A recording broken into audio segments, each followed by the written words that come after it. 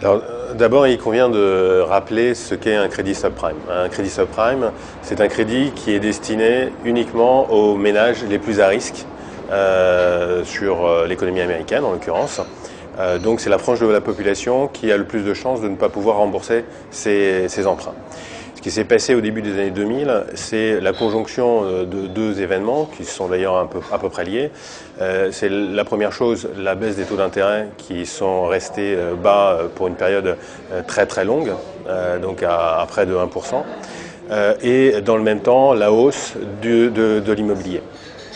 Et donc, on a eu des banquiers qui ont été de plus en plus gourmands et de plus en plus attirés par le développement de crédits auprès de ces ménages.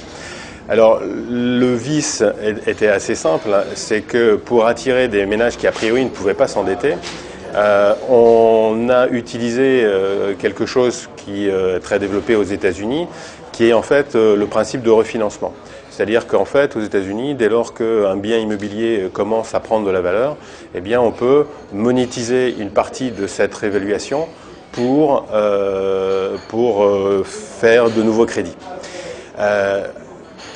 Concernant les ménages subprime, ce qu'on a fait, c'est qu'on les a attirés avec des taux extrêmement faibles au début, pour qu'ils puissent effectivement s'endetter en pariant sur l'idée que l'immobilier allait continuer à progresser. Et donc que la valeur des biens qu'ils étaient en train d'acheter allait effectivement monter.